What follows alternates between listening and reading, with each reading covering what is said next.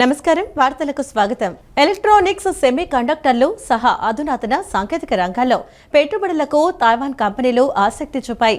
ఏపీతో భాగస్వామ్యాన్ని మరింత పెంచుకునే దిశగా ఆ దేశ పారిశ్రామిక ప్రతినిధుల బృందం సీఎం చంద్రబాబుతో చర్చలు జరిపింది.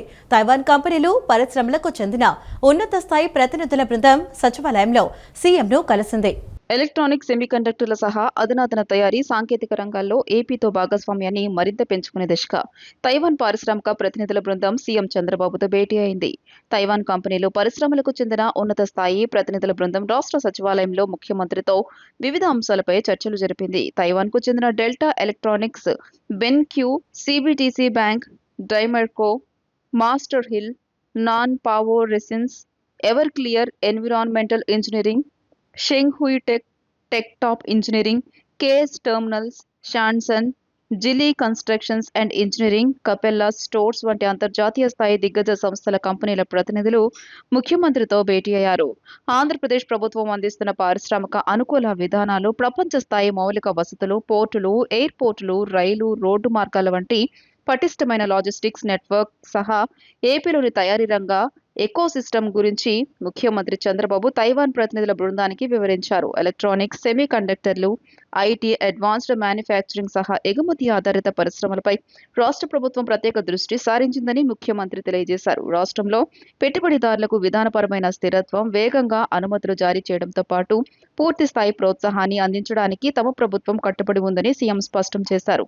భారత్లో తమ దేశానికి చెందిన సంస్థలు ఇప్పటికే తయారీ రంగంలో కీలకంగా ఉన్నాయని తైవాన్ ప్రతినిధులు ముఖ్యమంత్రికి వివరించారు. ఏపీలో తమ కార్యకలాపాలను విస్తరించేందుకు ఉన్న అవకాశాలను పరిశీలించారు. తయారీ రంగం, సాంకేతికత, పారిశ్రామిక అభివృద్ధిలో పరస్పర సహకారాన్ని మరింత బలోపేతం చేయాలని చర్చల సందర్భంగా ఏకగ్రీవంగా అంగీకారం కుదిరింది. అనంతరం ఐటీ, ఎలక్ట్రానిక్స్, కమ్యూనికేషన్స్, ఆర్టీజీఎస్ శాఖల మంత్రి నారా లోకేష్తో తైవాన్ ప్రతినిధుల బృందం ప్రత్యేకంగా భేటీ అయింది.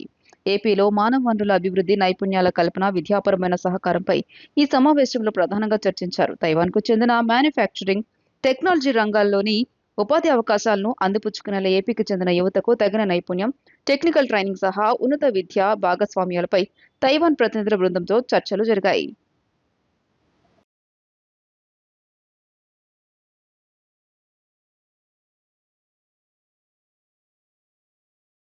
తిరుపతి జిల్లా తూర్పు కనుమల్లోని ఉబ్బల మడుగు జలపాతం సమీపంలోని కంబంగం కొండల్లో అరుదైన క్రోటన్ ఉబ్బల మడు గెన్సిస్ మొక్క వెలుగులోకి వచ్చింది.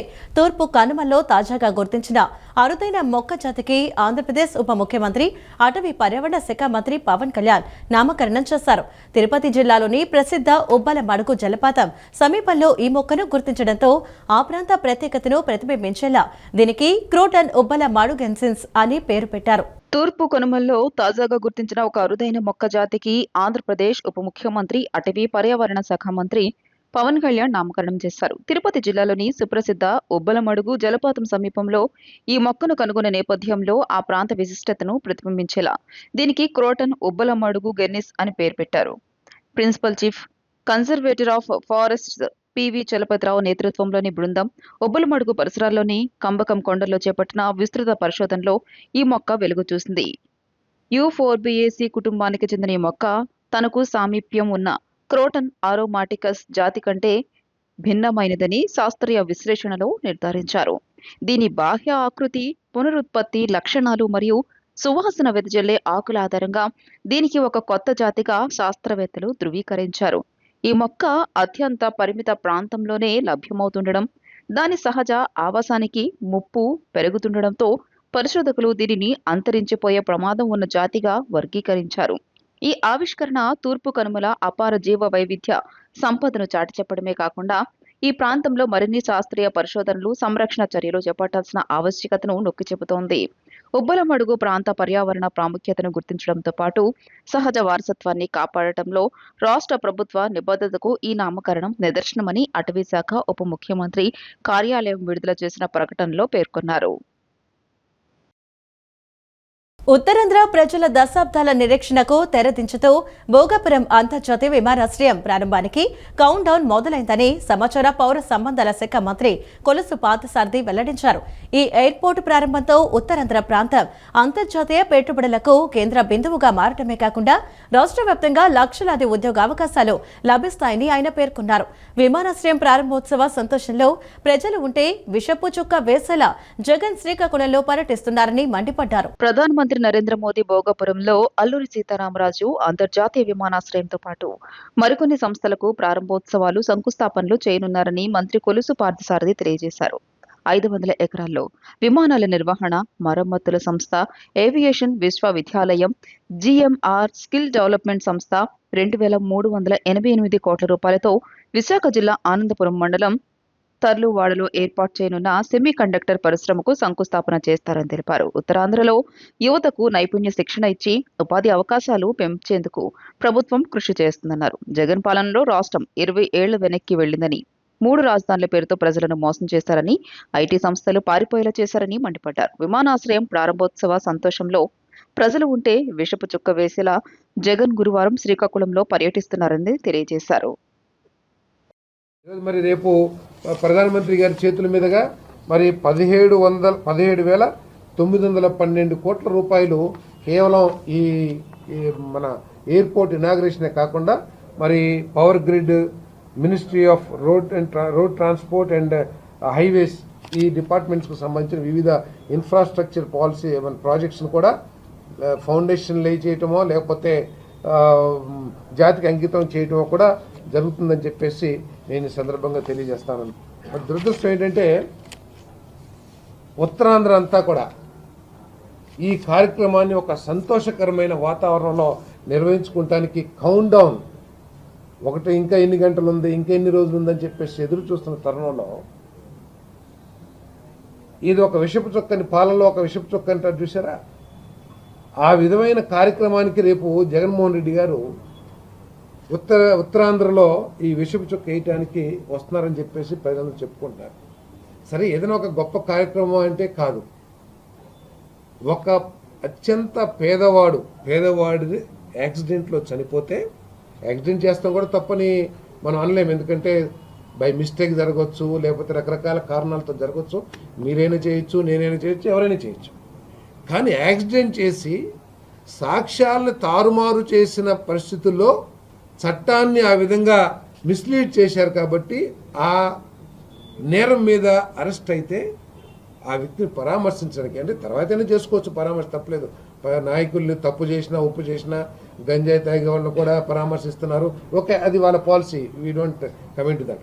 కానీ ఇంత ఆనందకరమైన పరిస్థితుల్లో సో ఇక్కడికి వచ్చేసి ఏదో ఈ ప్రాంతాన్ని కించపరిచే విధంగా మాట్లాడతామో, లేదా ప్రభుత్వం మీద బురద జల్లటమో, ఇక్కడ మొన్న కూడా చెప్పారు, అక్కడ సాక్ష్యాలని తారుమారు చేస్తే అరెస్ట్ చేశారని కాకుండా ఒక మత్స్యకార నాయకుడిని అరెస్ట్ చేశారని చెప్తున్నారు. అక్కడ చనిపోయింది గొర్రెల కాపురం ఉండొచ్చు, ఆయనేమి ఆ కుర్రవాడు ఏమి అతను గొర్రెల కాపురాన్ని గుద్దలా. ఎవరున్నా అక్కడ మత్స్యకారుడున్నా కూడా అదే విధంగా చనిపోయేవాడు, లేదు ఒక కళ్ళు గీత కార్మికుడు ఉన్నా అదే విధంగా చనిపోయేవాడు, లేదు ఒక చాకలి రజక సోదరుడు ఉన్నా అదే విధంగా చనిపోయేవాడు. కానీ అక్కడ ఆలోచించాల్సింది ఏమిటంటే, చనిపోయినో లేదా యాక్సిడెంట్ అయ్యి పడిపోయిన వ్యక్తిని వెంటనే హాస్పిటల్కి తీసుకెళ్ళి వైద్యం చేయించాలన్న ఆలోచన రాకోకుండా మా అబ్బాయిని ఏ విధంగా తప్పించాలి, సాక్ష్యాలు ఏ విధంగా తారుమారు చేయాలని అనే విషయాన్ని పక్కన పెట్టేసి ఈరోజు మత్స్యకార నాయకుడిని అరెస్ట్ చేశారని చెప్పేసి, అంటే ఏ విధంగా రాష్ట్రాన్ని మిస్లీడ్ చేస్తారు, రాష్ట్ర ప్రజల్ని తప్పుదో పట్టిస్తారు, ఏ విధంగా కులాల మధ్య మతాల మధ్య తగాదాలు పెట్టి విధ్వంసం చేస్తారో ప్రజలందరూ కూడా అర్థం చేసుకోవాలని చెప్పేసి మనం చేస్తాం. జిల్లా ఆర్థికాభివృద్ధి వేగవంతం కావాలంటే స్థూల విలువ జోడింపు, స్థూల జిల్లా దేశీయోత్పత్తి వంటి ఆర్థిక సూచికలపై ప్రతి శాఖకు సమగ్ర అవగాహన ఉండాలని జిల్లా కలెక్టర్ డాక్టర్ జి లక్ష్మీసా పేర్కొన్నారు. 2025-26 సంవత్సరానికి జిల్లా జీటీపీ సుమారు 1,05,135 కోట్లుగా నమోదైందని కలెక్టర్ తెలిపారు. జిల్లా అభివృద్ధి ప్రగతిని అంచనా వేయడంలో జీవీఏ, జీడీడీపీ వంటి ఆర్థిక సూచికలు కీలకమని పేర్కొన్నారు. ప్రతి శాఖ జీవీఏ లెక్కింపు విధానాలు, రంగాల వారీ వృద్ధి, గణాంకాల వినియోగంపై పూర్తి అవగాహనతో పనిచేయాలని సూచించారు. జిల్లా ఆర్థికాభివృద్ధి వేగవంతం కావాలంటే స్థూల విలువ జోడింపు, స్థూల జిల్లా దేశీయోత్పత్తి వంటి ఆర్థిక సూచికలపై ప్రతి శాఖకు సమగ్ర అవగాహన ఉండాలని జిల్లా కలెక్టర్ డాక్టర్ జి. లక్ష్మీషా పేర్కొన్నారు. విజయవాడ కలెక్టరేట్ పీజీఆర్ఎస్ సమావేశ మందిరంలో నిర్వహించిన సామర్థ్య పెంపు శిక్షణ కార్యక్రమంలో ఆయన ముఖ్య అతిథిగా పాల్గొని అధికారులను ఉద్దేశించి ప్రసంగించారు. ఈ శిక్షణలో జిల్లా ఆర్థికాభివృద్ధి, జీవీఏ, జీడీడీపీ రంగాల వారీ ఆర్థిక వృద్ధి, జిల్లా, మండల స్థాయిలో ఆర్థిక గణాంకాల తయారీ, విశ్లేషణ తదితర అంశాలపై మాస్టర్ ట్రైనర్లైన మండల స్థాయి అధికారులు, సివిఏపీ యూనిట్, యంగ్ ప్రొఫెషనల్స్ కు సమగ్ర అవగాహన కల్పించారు. 2025-26 సంవత్సరానికి జిల్లా జీడీడీపీ సుమారు 1,05,135 కోట్ల రూపాయలుగా నమోదైందని కలెక్టర్ తెలియజేశారు. జిల్లా అభివృద్ధి ప్రగతిని అంచనా వేయడంలో జీవీఏ, జీడీడీపీ వంటి ఆర్థిక సూచికలు కీలకమని పేర్కొన్నారు. ప్రతి శాఖ జీవీఏ లెక్కింపు విధానాలు, రంగాల వారీ వృద్ధి గణాంకాల వినియోగంపై పూర్తి అవగాహనతో పనిచేయాలని సూచించారు. దేశం 2047 నాటికి వికసిత్ భారత్ లక్ష్యాలను చేరుకోవాలంటే 100% అక్షరాస్యత సాధించడం అత్యవసరమని కలెక్టర్ పేర్కొన్నారు. అక్షరాస్యతతో పాటు నైపుణ్యాభివృద్ధికి ప్రాధాన్యత కల్పిస్తూ దాదాపు 95% ప్రజలను పరిశ్రమలకు అవసరమైన నైపుణ్యాలతో తీర్చిదిద్దే అవకాశం ఉంటుందన్నారు. మహిళలు సంపూర్ణ నైపుణ్యాలను సొంతం చేసుకున్నప్పుడే కుటుంబాలతో పాటు రాష్ట్ర, దేశ ఆర్థికాభివృద్ధికి బలమైన ఆధారంగా నిలుస్తారని తెలియజేశారు. నైపుణ్య విద్య ద్వారా ఉపాధి అవకాశాలు విస్తరించి జీవన ప్రమాణాలు మెరుగుపడతాయని వివరించారు. వ్యవసాయ రంగంలో సంప్రదాయ పంటలతో పాటు విలువ ఆధారిత వ్యవసాయానికి ప్రాధాన్యత ఇవ్వాలని కలెక్టర్ సూచించారు. వరి సాగులోని కొంత భూమిని ఉద్యానవన పంటలకు మళ్లించడం ద్వారా రైతుల ఆదాయం గణనీయంగా పెరిగే అవకాశం ఉందన్నారు. విజయవాడ ఉత్సవాలను సమర్థవంతంగా నిర్వహించడం ద్వారా సేవా రంగంలో సుమారు 150 కోట్ల రూపాయల అదనపు స్థూల విలువ జోడింపును సాధించడం జరిగిందని తెలిపారు. జిల్లాలో పర్యాటక రంగ అభివృద్ధితో సేవా రంగం మరింత బలోపేతమవుతుందని పేర్కొన్నారు. జిల్లాలోని సహజ, మానవ వనరులు, భౌగోళిక అనుకూలతలను సమర్థవంతంగా వినియోగించుకుని అభివృద్ధి కార్యక్రమాలను అమలు చేయాలని కలెక్టర్ సూచించారు. వ్యవసాయంలో ఉత్పత్తి పెంపుతో పాటు విలువ ఆధారిత ఉత్పత్తులపై దృష్టి పెట్టాలని, సేవ, పారిశ్రామిక రంగాల విస్తరణకు ప్రత్యేక ప్రణాళికలు రూపొందించాలని సూచించారు. శిక్షణా కార్యక్రమాలను కేవలం సైద్ధాంతిక అంశాలకు పరిమితం చేయకుండా పరస్పర చర్చలు, ప్రశ్నోత్తరాలు, ఆచరణాత్మక ఉదాహరణలతో నిర్వహించాలని కలెక్టర్ సూచించారు. శిక్షణలో నేర్చుకున్న అంశాలను మండల స్థాయి అధికారులు, ముఖ్యంగా పంచాయతీ కార్యదర్శులు, స్వర్ణగ్రామ, స్వర్ణ వార్డు సిబ్బందికి సమర్థవంతంగా చేరవేయాలని ఆదేశించారు. శిక్షణలో పాల్గొన్న అధికారులు మాస్టర్ ట్రైనర్లుగా వ్యవహరించి జీవీఏ, జీఎన్డీపీ, జీడీడీపీ, జీఎస్డీపీ వంటి ఆర్థిక భావనలపై క్షేత్రస్థాయి వరకు అవగాహన కల్పించాలని కోరారు. అభివృద్ధి ప్రణాళికల అమలులో భాగస్వాములైన ప్రతి స్థాయి అధికారి, సిబ్బందికి ఈ అంశాలపై ప్రాథమిక పరిజ్ఞానం ఉండటం అవసరమని పేర్కొన్నారు.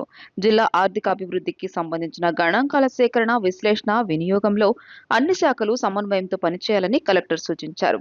విశ్వసనీయ గణాంకాల ఆధారంగా అభివృద్ధి ప్రణాళికలను రూపొందించి సమిష్టి కృషితో జిల్లా అభివృద్ధిని మరింత వేగవంతం చేసి స్వర్ణాంధ్ర 2047 లక్ష్యాలను సాధించాలని పిలుపునిచ్చారు. ఆంధ్రప్రదేశ్ ప్రభుత్వ ఆర్థిక మరియు గణాంక శాఖ జాయింట్ డైరెక్టర్ బి. అనుపమ మాట్లాడుతూ ప్రతి శాఖ తన పరిధిలోని గణాంక సమాచారాన్ని ఖచ్చితత్వంతో, పారదర్శకతతో నిర్ణీత గడువులో అందించాలని సూచించారు. గత 2 నెలల్లో సెంట్రల్ నియోజకవర్గాల్లో 550 కోట్ల విలువైన అభివృద్ధి పనులు చేపట్టామని ఎమ్మెల్యే బోండా ఉమామహేశ్వరరావు తెలిపారు.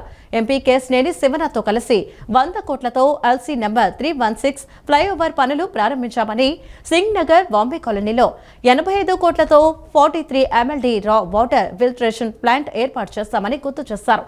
ప్రజా ప్రతినిధులు, పార్టీ నాయకులు ప్రజల సమస్యల పరిష్కారానికి కృషి చేస్తూ సెంట్రల్ నియోజకవర్గాన్ని ఆదర్శంగా తీర్చిదిద్దడమే లక్ష్యమని బోండా ఉమా స్పష్టం చేశారు.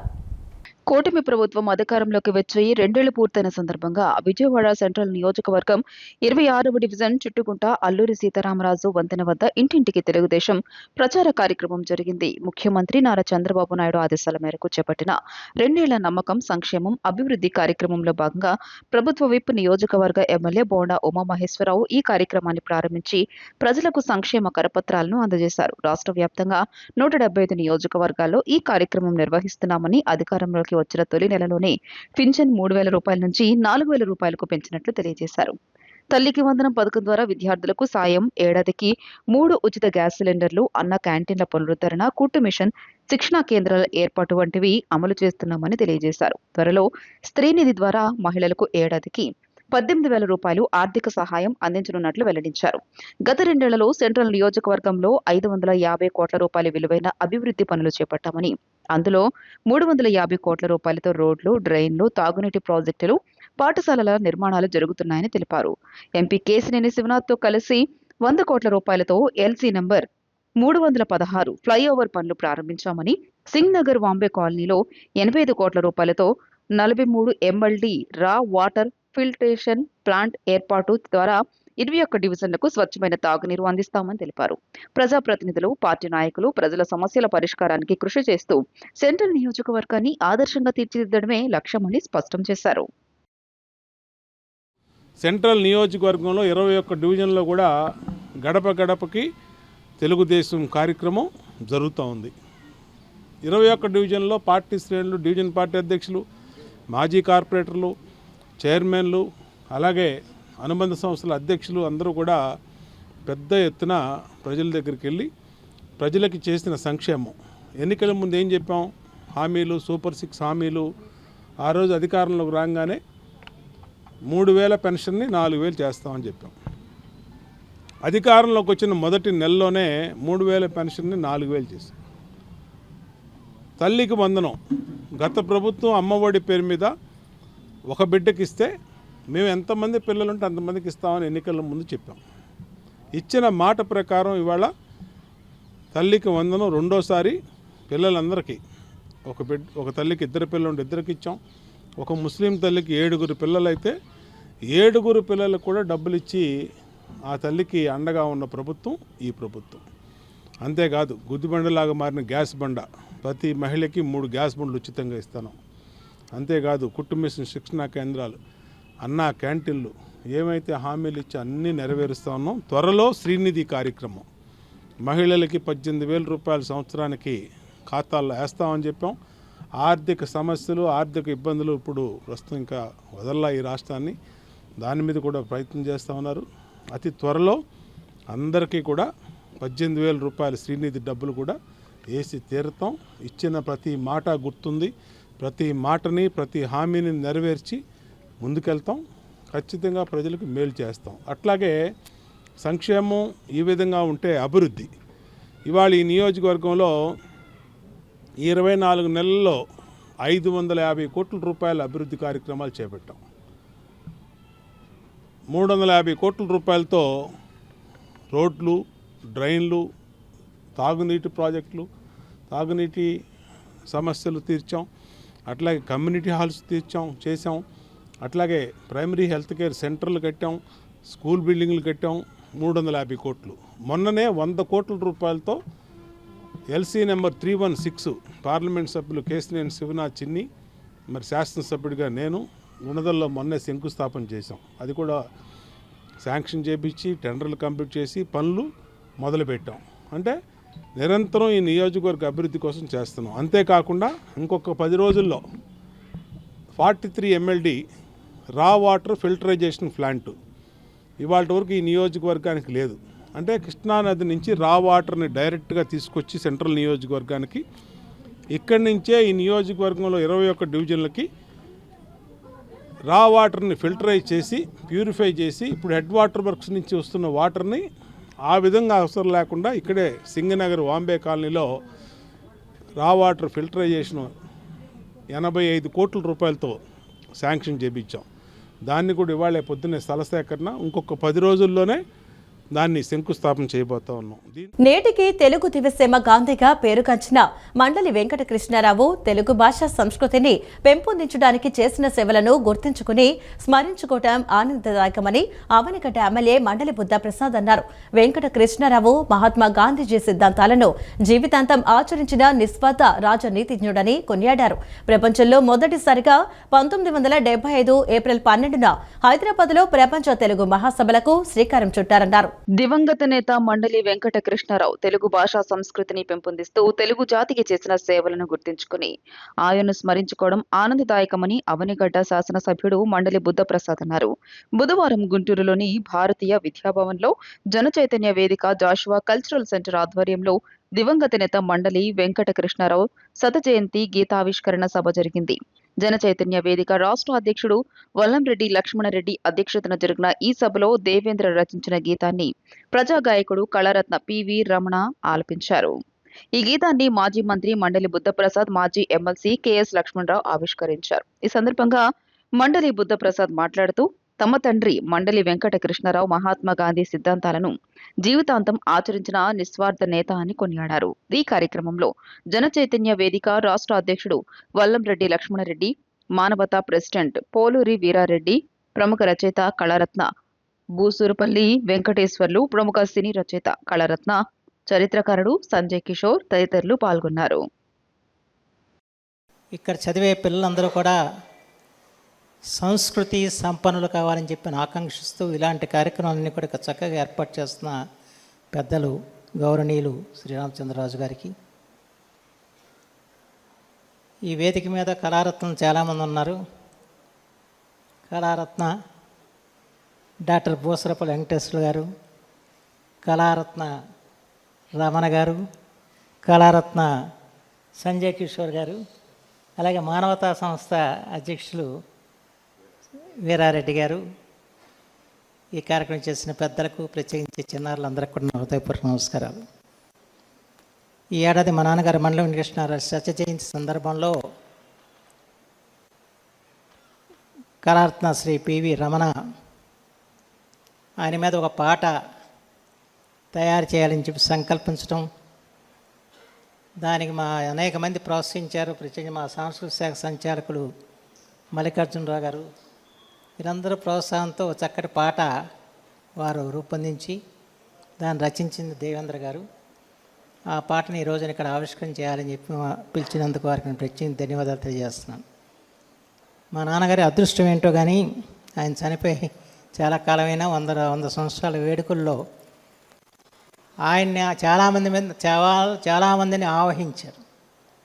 ఆవహించిన వ్యక్తులు రమణ పాట ద్వారా ఆహ్వానిస్తే మా బూసరపల్లి వారైతే ఒక గేయకావ్యం రాశారు. ఇప్పుడు నారాయణ రెడ్డి గారు కర్పూర వసంతరాయలు ఇలాంటి వారి మీద గేయకావ్యాలు రాసినట్టు వారు గేయకావ్యం రాశారు. ఒక్క డిఎస్సీ కూడా ఇవ్వని మాజీ ముఖ్యమంత్రి జగన్ కు డిఎస్సీ గురించి మాట్లాడే నైతిక హక్కు లేదని టీడీపీ పొలిట్ బ్యూరో సభ్యుడు వల్ల రామయ్య స్పష్టం చేశారు. ఎంతో పారదర్శకంగా నిర్వహించబడిన మెగా డిఎస్సీపై అసూయ, ఈర్ష్య, ద్వేషాలతో జగన్ అసత్య ఆరోపణలు చేస్తున్నారని మండిపడ్డారు. మంత్రి లోకేష్ ఛాలెంజ్ స్వీకరించి జగన్ ఆయనతో ఓపెన్ డిబేట్ కు రావాలని, అంతేగాని ఏ హోదా లేని పేర్ని నానిలు కాదని వల్ల రామయ్య సవాల్ చేశారు. కూటమి ప్రభుత్వం మెగా డిఎస్సీ ద్వారా 16,347 ఉద్యోగాలను పారదర్శకంగా భర్తీ చేసిందని, ఒక్క డిఎస్సీ కూడా ఇవ్వని మాజీ ముఖ్యమంత్రి జగన్ కు దీనిపై మాట్లాడే నైతిక హక్కు లేదని టీడీపీ పొలిట్ బ్యూరో సభ్యుడు వల్ల రామయ్య స్పష్టం చేశారు. టీడీపీ కేంద్ర కార్యాలయంలో నిర్వహించిన మీడియా సమావేశంలో ఆయన మాట్లాడుతూ స్పోర్ట్స్ కోటాలో బ్రిడ్జ్ గేమ్ కు ఒక్క అప్లికేషన్ కూడా రాకపోయినా జగన్ అవాస్తవాలు ప్రచారం చేస్తున్నారని మండిపడ్డారు. బ్రిడ్జ్ గేమ్ అనేది జూదం కాదని సుప్రీంకోర్టు మరియు కేంద్ర ప్రభుత్వం గుర్తించిన మేధోపరమైన క్రీడ అని తెలిపారు. సీనియర్ ఐఏఎస్ అధికారుల పర్యవేక్షణలో జరిగిన ఈ నియామకాలపై సాక్ష్యాధారాలు లేకుండా ఆరోపణలు చేయడం మానుకోవాలని మంత్రి నారా లోకేష్ విసిరిన సవాల్ను స్వీకరించి ధైర్యం జగన్ కు ఉందా అని ఆయన సవాల్ విసిరారు. మెగా డిఎస్సి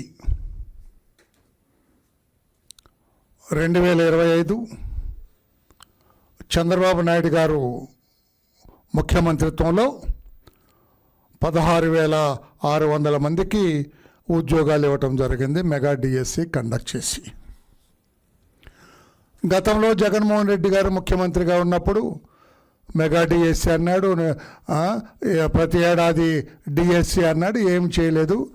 ఒక్క ఉద్యోగం కూడా ఇవ్వలేదు. ఆయన మాటలు మాత్రం ఎక్కువ మాట్లాడతాడు గౌరవ జగన్మోహన్ రెడ్డి గారు. ఆయన 5 ఏళ్ల ముఖ్యమంత్రిత్వంలో ఒక్క ఉద్యోగం, ఒక్క ఉద్యోగం కూడా ఇవ్వలేదు ఆయన.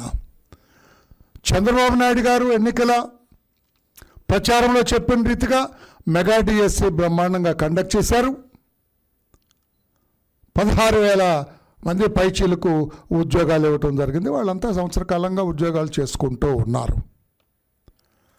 ఈ మెగా డిఎస్సి మీద ఏమాత్రం అవగాహన లేని గౌరవ జగన్మోహన్ రెడ్డి గారు ఇష్టం వచ్చినట్లుగా అవాకులు చవాకులు అవగాహన రాహిత్యంగా మాట్లాడుతూ ఉన్నారు.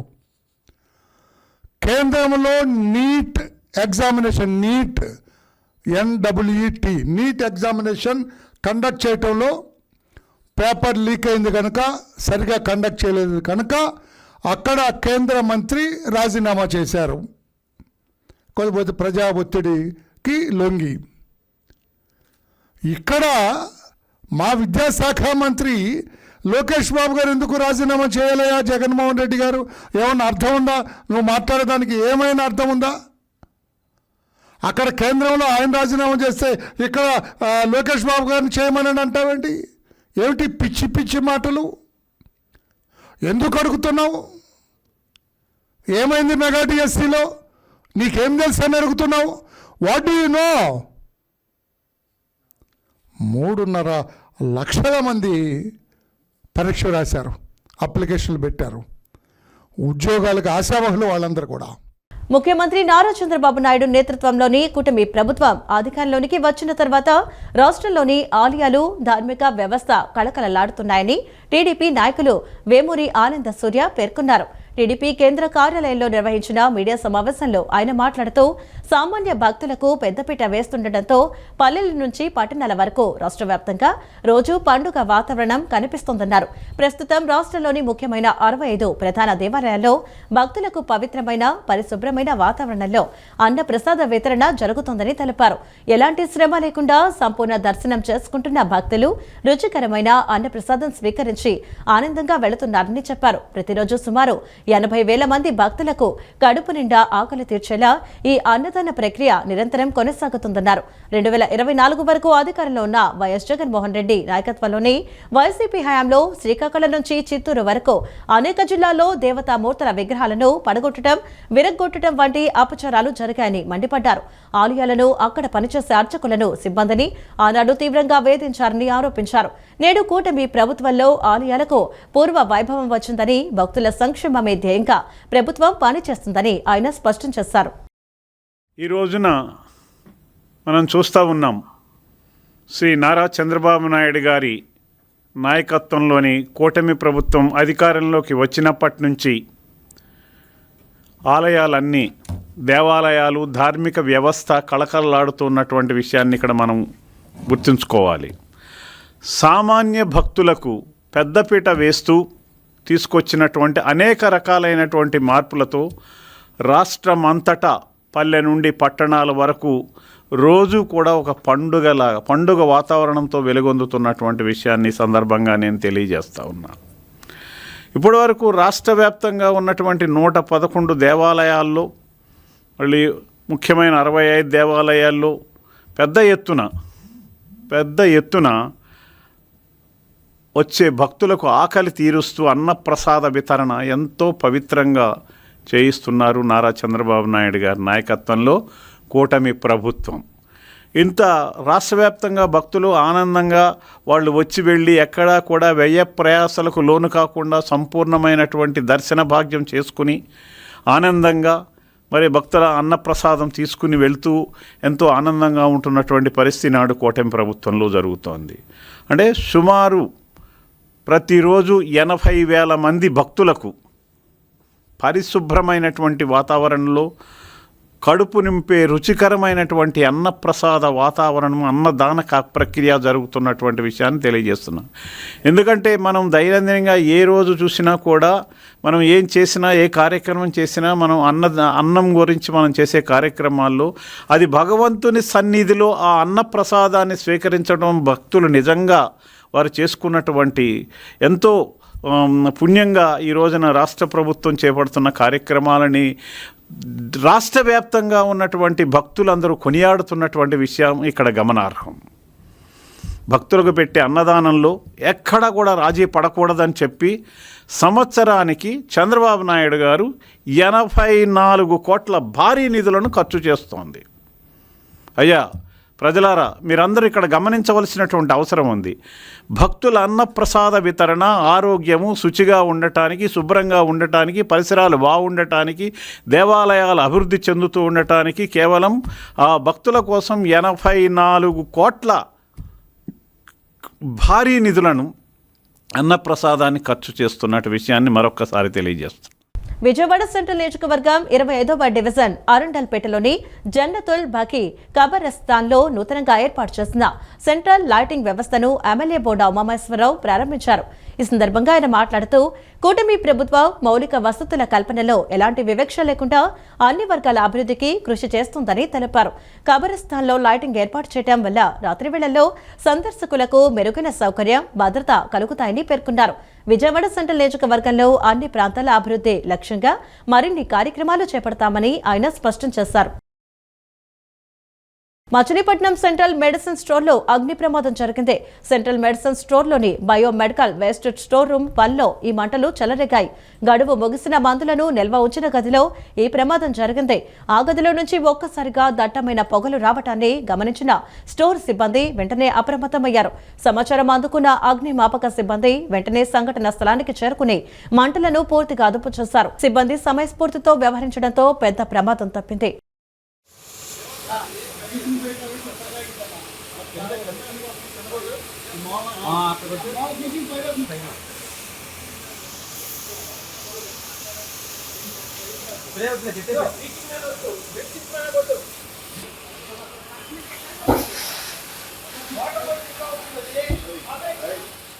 ఛత్తీస్గఢ్ ఉత్తర ఒడిశాపై తీవ్ర వాయుగుండం కదులుతోంది. దీని ప్రభావంతో ఇవాళ రాష్ట్రంలో వాతావరణం మేఘావృతమై ఉంటుందని, పలు ప్రాంతాల్లో తేలికపాటి నుంచి మోస్తరు వర్షాలు కురిసే అవకాశం ఉందని రాష్ట్ర విపత్తుల నిర్వహణ సంస్థ మేనేజింగ్ డైరెక్టర్ ప్రఖర్ జైన్ వెల్లడించారు. ఈ ప్రభావంతో శ్రీకాకుళం, పార్వతీపురం, మన్యం, అల్లూరి సీతారామరాజు, కాకినాడ, కోనసీమ, పశ్చిమ గోదావరి, కృష్ణా, ఎన్టీఆర్, గుంటూరు, బాపట్ల, పల్నాడు జిల్లాల్లో అక్కడక్కడ తేలికపాటి వర్షాలు కురిసే అవకాశం ఉందన్నారు. ఛత్తీస్గఢ్, ఉత్తర ఒడిశాపై తీవ్ర వాయుగుండం కదులుతోంది. ఇది రాబోయే 24 గంటల్లో ఛత్తీస్గఢ్, మధ్యప్రదేశ్ మీదుగా ప్రయాణించే అవకాశం ఉందని ఏపీ రాష్ట్ర విపత్తుల నిర్వహణ సంస్థ మేనేజింగ్ డైరెక్టర్ ప్రఖర్ జైన్ తెలియజేశారు. దీని ప్రభావంతో ఇవాళ రాష్ట్రంలో వాతావరణం మేఘావృతమై ఉంటుందన్నారు. పలు ప్రాంతాల్లో తేలికపాటి నుంచి మోస్తరు వర్షాలు కురిసే అవకాశం ఉందని వెల్లడించారు. కోస్తాంధ్ర, రాయలసీమ ప్రాంతాల్లో గంటకు 40 నుంచి 50 కిలోమీటర్ల వేగంతో ఈదురుగాలులు వీస్తాయని ప్రజలు అప్రమత్తంగా ఉండాలని సూచించారు. పోలవరం, తూర్పుగోదావరి, ఏలూరు జిల్లాల్లో నేడు కొన్ని చోట్ల మోస్తరు వర్షాలు కురిసే అవకాశం ఉందని తెలిపారు. శ్రీకాకుళం, పార్వతీపురం, మన్యం, అల్లూరి సీతారామరాజు, కాకినాడ, కోనసీమ, పశ్చిమ గోదావరి, కృష్ణా, ఎన్టీఆర్, గుంటూరు, బాపట్ల, పల్నాడు జిల్లాల్లో అక్కడక్కడ తేలికపాటి వర్షాలు కురిసే అవకాశం ఉందన్నారు. మార్కాపురం, నెల్లూరు, సత్యసాయి, కడప జిల్లాల్లో అక్కడక్కడ తేలికపాటి వర్షాలు కురిసే అవకాశం ఉందని పేర్కొన్నారు. వాయుగుండం ప్రభావంతో కోనసీమ జిల్లాలో మోస్తరుగా వర్షాలు కురుస్తున్నాయి. మోస్తరు వర్షాలకి జిల్లాలో కొన్ని చోట్ల ఖరీఫ్ వరి నాట్లు ముంపు బారిన పడ్డాయి. పి గన్నవరం, ఐనవిల్లి మండలాల్లో సుమారు 200 ఎకరాల్లో ఖరీఫ్ వరి నాట్లు నీట మునిగాయి. పంట పొలాల్లో నుంచి నీరు బయటకు వెళ్లేందుకు సరైన డ్రైనేజీ వ్యవస్థ లేకపోవడంతోనే నారుమళ్లు నీట మునిగాయంటూ రైతులు ఆవేదన వ్యక్తం చేస్తున్నారు. ఈ వార్తలు ఇంతటితో సమాప్తం. నమస్కారం.